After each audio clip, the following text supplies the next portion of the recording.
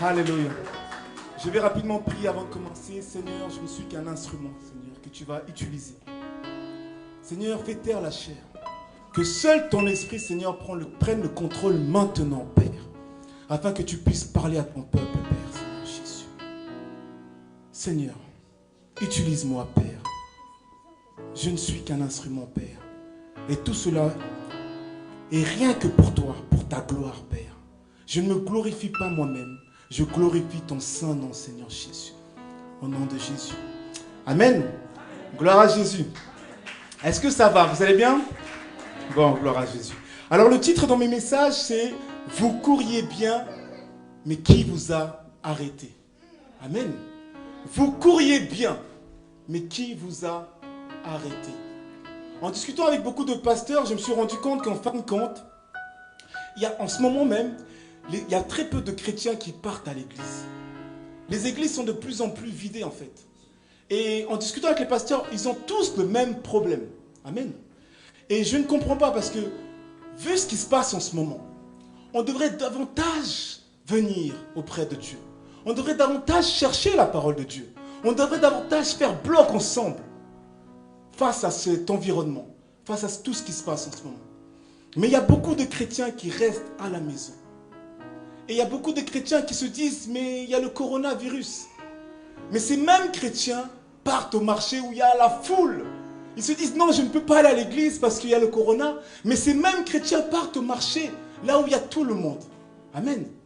Et nous sommes comme ça. Nous utilisons beaucoup de prétextes, de justifications. Et quand je pensais à ça, quand je préparais mon message hier, j'ai pensé à ça. Le Saint-Esprit m'a fait voir un verset. Et c'est un verset que nous devons tous connaître. C'est un verset que nous, chrétiens, nous devons connaître par cœur. Ça peut nous sauver la vie. Amen. Ce verset nous dit, dans Galates chapitre 5, verset 4, ce verset nous dit, « Vous êtes séparés de Christ, vous tous qui cherchez la justification dans la loi. Vous êtes déchus de la grâce. » Je répète, vous êtes séparés de Christ, vous tous qui cherchez la justification dans la loi. Amen. Et ça, c'est beaucoup de chrétiens comme ça, qui ne viennent pas à l'église et qui justifient le pourquoi ils ne viennent pas. Mais la Bible dit que vous êtes séparés du Christ à cause de votre justification, à cause de ce que vous dites en fait. Et c'est vrai, on est comme ça. Souvent, on ne va pas à l'église, on trouve des excuses. On se dit, mais c'est telle ou telle raison.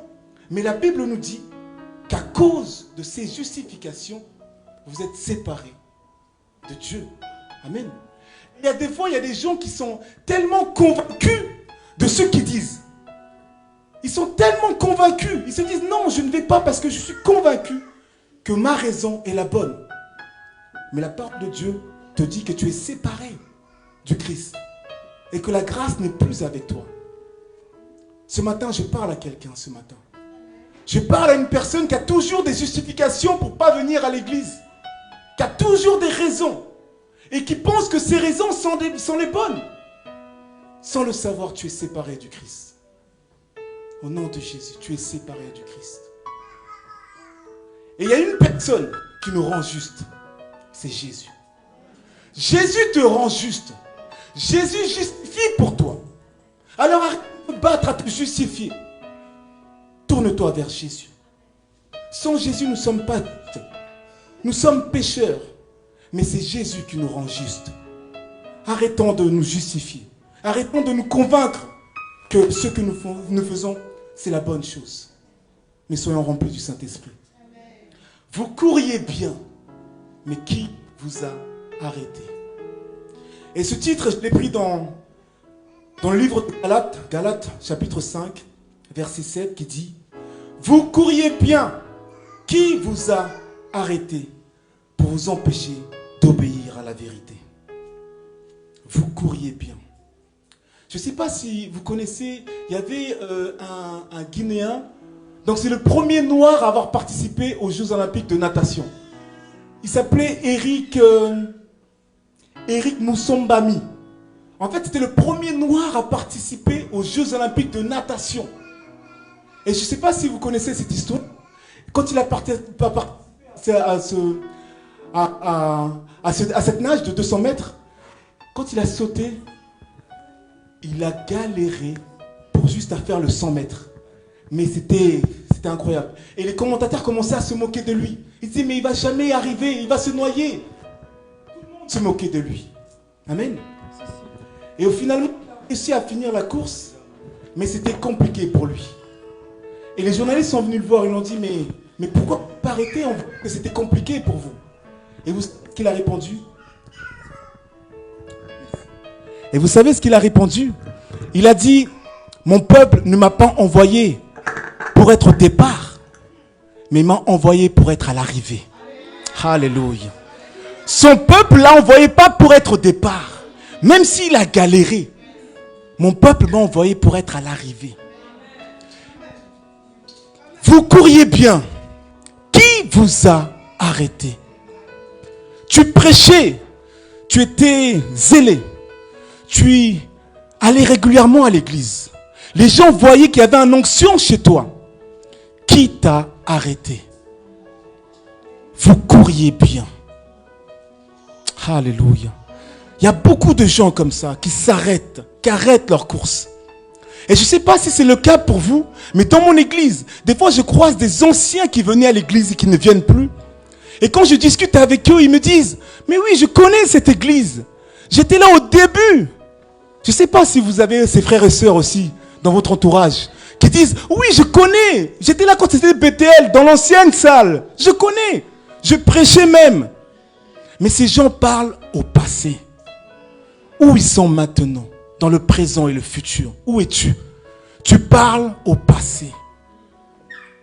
Alléluia. Vous couriez bien. Qui vous a arrêté? Et ces gens ont toujours se justifient toujours. Je ne vais pas à l'église pour telle ou telle raison. Il y a un frère qui m'a déçu. Mais laissez-moi vous dire qu'il n'y a pas d'église parfaite. Il n'y a pas d'église parfaite. Qu'on ne vous montre pas. Il n'y a pas d'église parfaite. Il y a des chrétiens qui vont d'église en église. Mais il n'y a pas d'église parfaite. Je ne suis pas parfait. Le pasteur Évariste n'est pas parfait. Pour qui tu viens à l'église? Si tu viens pour le pasteur Évariste, tu seras déçu. Si tu viens pour moi, tu seras déçu. Si tu viens pour tel ou tel frère ou sœur, tu seras déçu. Mais si tu viens pour Jésus, alléluia. Alléluia. Si tu viens pour Jésus, pour qui tu viens? Pour qui tu viens? Vous couriez bien. Mais qui vous a arrêté? Vous qui couriez bien.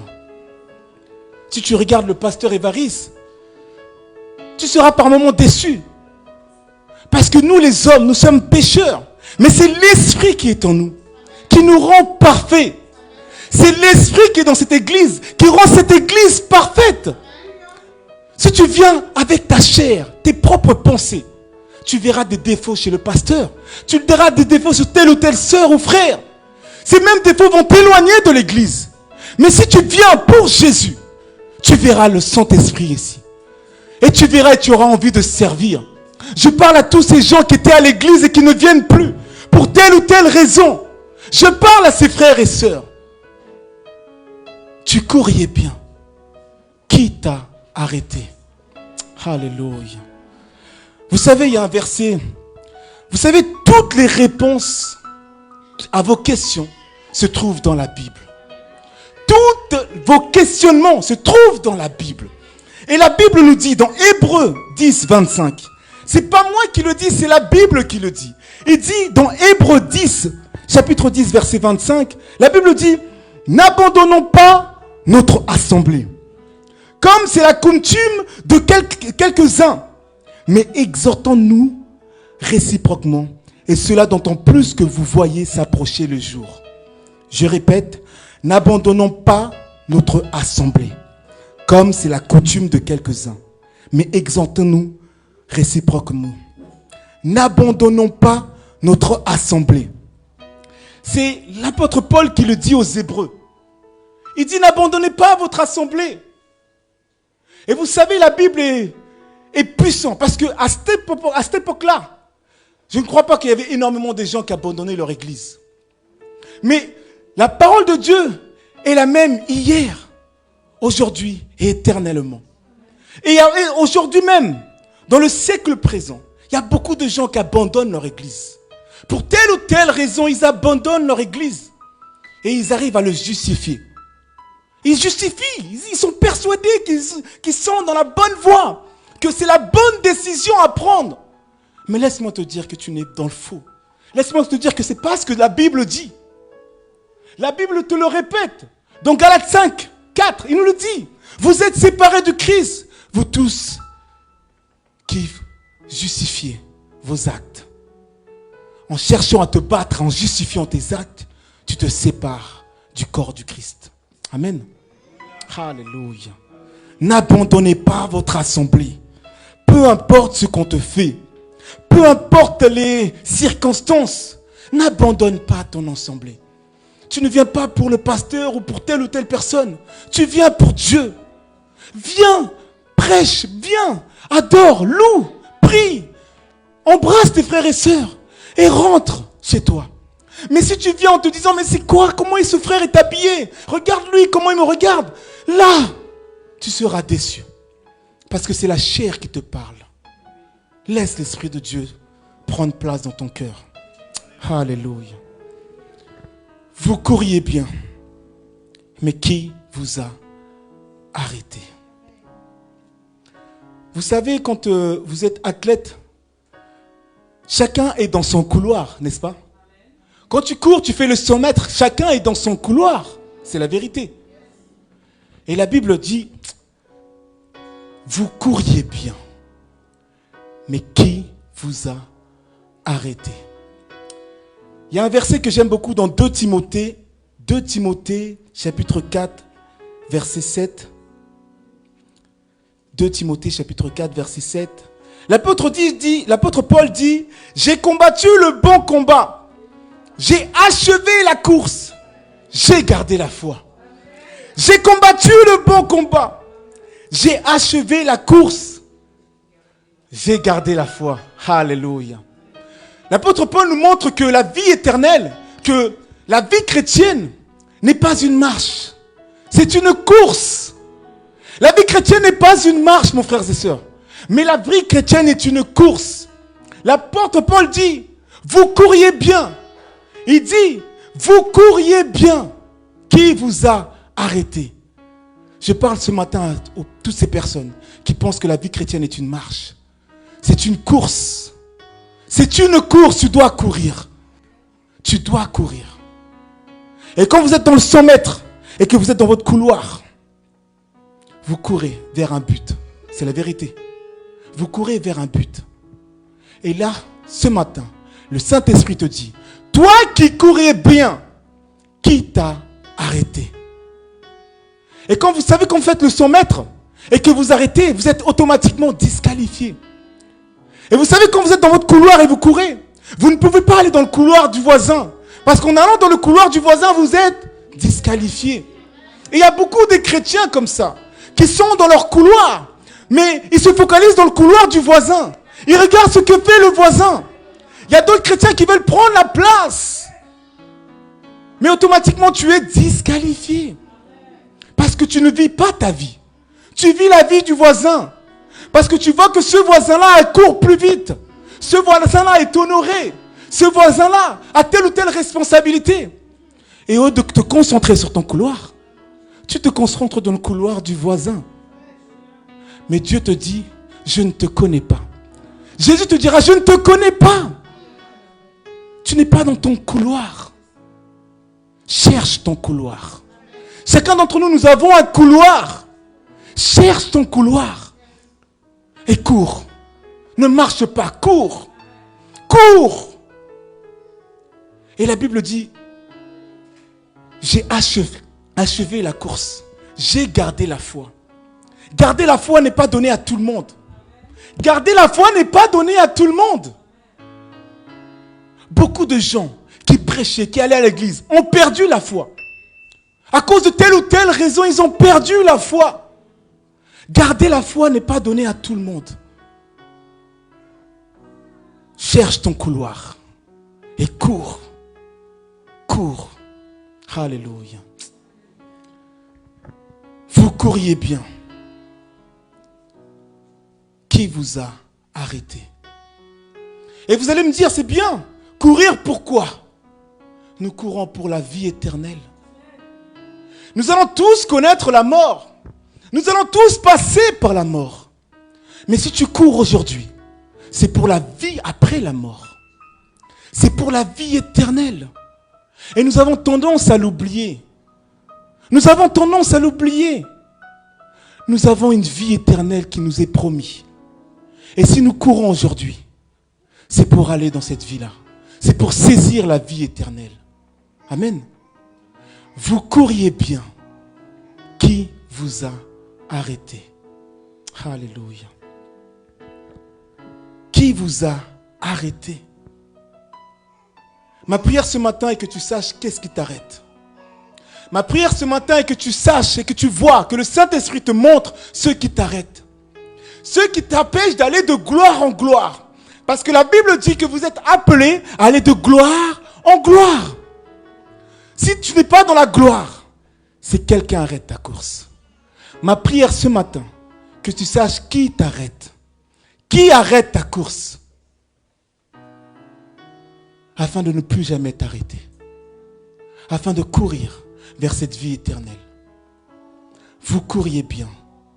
Qui vous a arrêté? Alléluia, gloire à Jésus. Mon Dieu, montre-nous, Seigneur Jésus. Montre-nous qui nous arrête.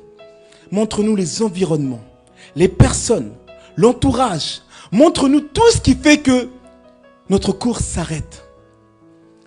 Vous savez, parfois c'est même l'environnement, les amis. Moi j'avais des amis, en plus d'être pasteur stagiaire, je suis handballeur professionnel. Et vous savez, en tant qu'handballeur professionnel, je côtoie beaucoup de gens qui sont dans le monde. Et j'ai des amis qui sont dans le monde. Mais quand je me suis mis en ordre de marche, quand le Saint-Esprit m'a saisi et m'a montré mon couloir, ces gens avec qui je traînais sont éloignés de moi. Parce qu'ils ont vu que je n'étais plus comme eux. Ils ont compris qu'on n'est plus pareil.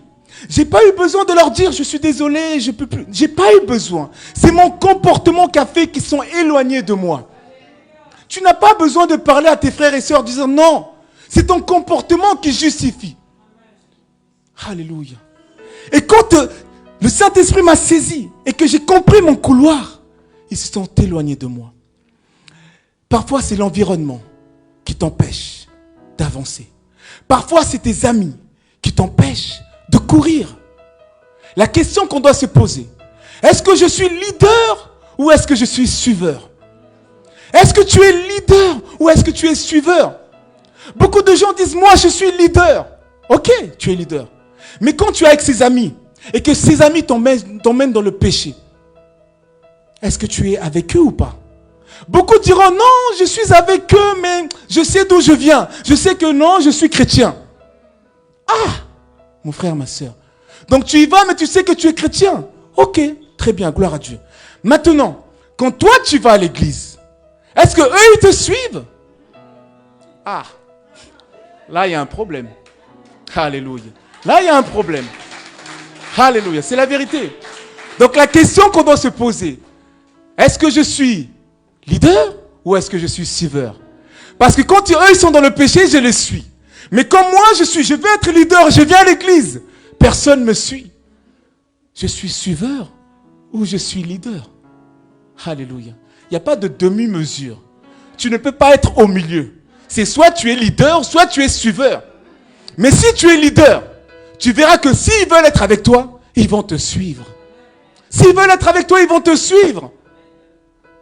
Parce que tu n'es pas comme eux. Alléluia. Nage au contre-courant. Il faut nager à contre-courant. C'est vrai que c'est difficile de nager à contre-courant. Et quand à un moment donné, on se fatigue et on laisse la mer nous prendre. Et on se laisse aller dans le monde. C'est vrai. Mais vous savez, quand on nage à contre-courant, il y a un dessin animé, quand la personne nage à contre-courant, le courant t'emmène toujours quelque part. Et est-ce que vous savez où est-ce que le courant vous emmène? Le courant vous emmène toujours vers une chute. C'est la vérité. Le courant t'emmènera toujours vers une chute. Choisis de nager à contre-courant. Choisis de ne pas être comme tout le monde. Jésus a été rejeté, méprisé. Choisis d'être comme Jésus. Alléluia. Parce que nous aimons que tout le monde nous aime. C'est vrai. On veut être aimé de tout le monde. Tu ne peux pas être aimé de tout le monde. Cherche à être aimé de Dieu. Cherche à être aimé de Jésus. Lui seul. Alléluia. Gloire à Jésus. Et ce matin, j'aimerais parler aux frères et sœurs qui passent des moments difficiles. Aux frères et sœurs qui sont dans le questionnement de savoir est-ce que je dois revenir à l'église ou pas. Ils se posent des questions. Ils se disent, il y a quelque chose qui se passe. Le Saint-Esprit me parle. Il me dit, reviens dans ton église. Reviens dans ton couloir. La Bible dit, dans Romains chapitre 8, versets 38 à 39. La Bible dit, car j'ai l'assurance que ni la mort, ni la vie, ni les anges, ni les dominations, ni les choses présentes, ni les choses à venir, ni les puissances, ni la hauteur, ni la profondeur, ni aucune créature ne pourra nous séparer de l'amour de Dieu manifesté en Jésus-Christ. Alléluia! Est-ce qu'on peut acclamer plus fort la puissance de Jésus? Rien ne peut nous séparer de lui, ni le coronavirus. Rien ne peut te séparer de l'amour de Jésus. Rien, ni personne, rien, aucune épreuve, aucune tentation, aucune domination, aucune personne ne peut te séparer de l'amour de Jésus. Rien, rien. Dans le nom de Jésus, rien ni personne. Rien ni personne. Sois convaincu. Rien ni personne. S'il te plaît. Rien ni personne. Peu importe ce qu'on t'a fait dans cette église. Peu importe que tu sois déçu. S'il te plaît, rien ne peut te séparer de l'amour de Jésus.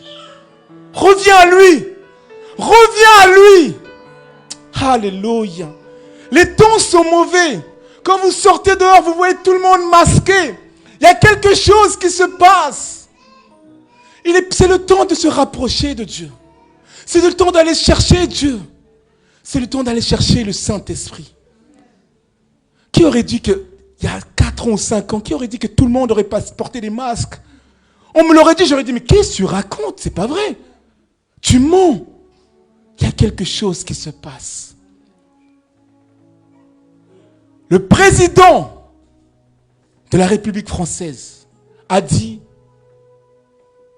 non mais c'est incroyable, il a dit, alléluia, c'est fou, c'est fou, c'est fou. Il a dit, nous combattons un combat invisible, invisible. Invisible. Le président de la République française qui dit ça. Alléluia. Il y en a un autre encore qui a dit, le coronavirus est démoniaque. Et c'est des hommes d'État qui le disent. Nous combattons un combat invisible. Mais c'est spirituel. C'est un combat spirituel. Puisque lui-même qui le dit, le président le dit que c'est un combat. Notre ennemi est invisible, il a dit. Il a dit notre ennemi est invisible. Mais c'est spirituel. Va chercher le spirituel. Ne cherche pas par tes propres raisonnements. Mais va chercher le spirituel. Et tu verras que tu vas être sauvé. Alléluia. Vous couriez bien. Qui vous a arrêté? Vous qui couriez bien. Toi qui chantais à l'église. Toi qui faisais le protocole, toi qui faisais telle ou telle chose à l'église, qui t'a arrêté? Qui t'a arrêté? Vous connaissez l'histoire de la femme de Lot. Vous connaissez tous l'histoire de la femme de Lot. Dieu a envoyé 2 anges pour sauver Lot et sa famille. Et quand les anges ont dit à Lot et sa famille, ils ont dit de courir. Encore une fois, c'est une course. Ils ont dit de courir vers la montagne. Ils ont donné une consigne, c'est de jamais se retourner. La consigne était claire. Ne vous retournez pas. Alléluia. Et vous connaissez l'histoire. La femme de Lot s'est retournée. La femme de Lot s'est retournée. Et vous allez le voir dans Genèse 19, 26. La Bible dit, la femme de Lot regarda en arrière et devint une statue de sel. Et vous savez pourquoi la femme de Lot a regardé en arrière? La femme de Lot a regardé tout ce qu'elle laissait. Ses trésors, ses bijoux, sa maison. Elle courait vers le but. Elle courait vers la vie éternelle. Dieu allait frapper Gomorrhe, Sodome et Gomorrhe. Elle était la seule, et sa famille, la seule survivante. Quelle bénédiction, quelle grâce. Mais malgré ça, elle courait vers la vie éternelle. Malgré ça, elle a regardé en arrière. Elle a regardé tout ce qu'elle laissait. Elle a regardé en arrière. Vous qui couriez bien, qui vous a arrêté? Qui vous a arrêté? Qu'est-ce qui t'arrête? Est-ce que vous se sentez bien? Est-ce que c'est le monde? Il y en a d'autres qui aiment les péchés mignons. Ils ont un péché et ce péché est tellement mignon qu'ils n'arrivent pas à s'en séparer. Parce que le péché est mignon. Et ce péché, tu veux que Dieu l'accepte. Tu commences à prier, tu dis, Seigneur, hein, ce péché, ça va quand même. Mais c'est un péché. Même s'il est mignon, il reste péché. Parce que ce même péché t'empêche d'avancer. Et t'empêche d'aller saisir la vie éternelle. Délaisse ce péché. Même s'il est mignon. Délaisse-le. Parce que c'est ce péché-là qui t'empêche d'avoir la gloire de Dieu. Qui t'empêche d'avoir la gloire de Dieu. Délaisse ce péché. Ne sois pas comme la femme de Lot. Et vous connaissez l'histoire. La femme de Lot était transformée en statue de sel. Dans la direction qu'elle regardait. Dans la direction qu'elle regardait. Où regardes-tu ce matin? Est-ce que tu regardes ton passé? Ou est-ce que tu veux regarder ton futur? Est-ce que tu veux regarder la destinée qui t'attend? Jésus elle a dit, je m'en vais vous préparer une place. Tu as une place qui t'attend. Alléluia. Tu as une place qui t'attend. Alléluia. Cours. Cours, va chercher cette place. La mort arrive. Mais la vie après la mort est bien meilleure que ce monde. Nous nous battons pour ce monde. Mais ce monde a une fin. Mais avec Jésus, il n'y a pas de fin. Avec Jésus, il n'y a pas de fin. Il y en a beaucoup. Avant de mourir, ils voient la mort arriver. C'est là où ils se réveillent. Jésus, Jésus, Jésus. Et parfois, c'est trop tard. Mais nous sommes là, en bonne santé. Nous sommes là, nous entendons la parole de Dieu. Mais ne soyez pas de ceux qui attendent et qui ne mettent pas en pratique la parole de Dieu. Soyez de ceux qui écoutent et qui mettent en pratique. Soyons de ceux qui seront sauvés. Dans le nom puissant de Jésus. Ne soyons pas comme la femme de Lot. Et pour terminer, il y avait un verset. La femme de Lot, c'est dans l'Ancien Testament. Et vous allez voir que dans le Nouveau Testament, on parle aussi de la femme de Lot. Dans le Nouveau Testament, Luc, chapitre 17, verset 32. Il nous dit, souvenez-vous de la femme de Lot. Là, c'est dans le Nouveau Testament qu'il le dit. Il dit, souvenez-vous de la femme de Lot. Ça doit être une mise en garde pour nous. Luc, dans l'Ancien Testament, nous parle de la femme de Lot. Et dans le Nouveau Testament, il est dit, souvenez-vous de la femme de Lot. Et juste après, il dit, celui qui cherche à sauver sa vie, la perdra. Et celui qui la perdra, la sauvera. Je redis, souvenez-vous de la femme de Lot.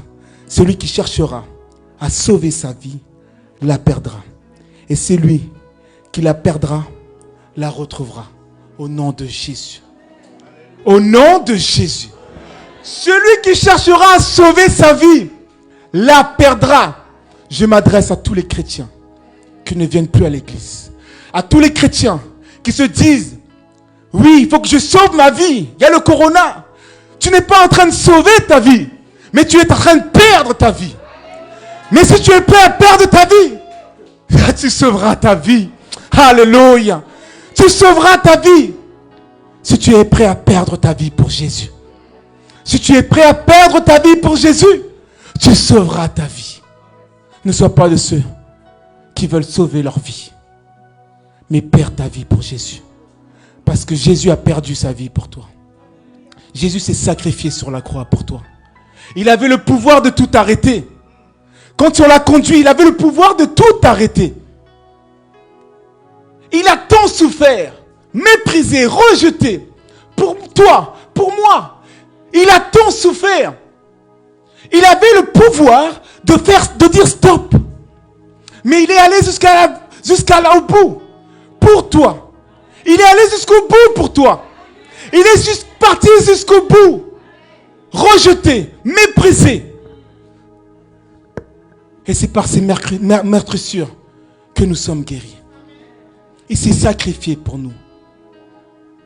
À combien plus forte raison nous devons aussi nous sacrifier pour lui. Lui qui a tout donné pour nous. Qui peut faire ça aujourd'hui? Qui peut faire tout ce que Jésus a fait pour nous? Personne. Ce matin, le Saint-Esprit te dit, vous couriez bien, mais qui vous a arrêté? Là où tu es, tu vas te lever. Là où tu es, tu vas te lever. Nous allons prendre un petit temps afin de prier Dieu. Afin que ce message puisse porter du fruit dans nos cœurs. Afin que tu puisses aller parler à tes frères et sœurs qui ne viennent plus à l'église.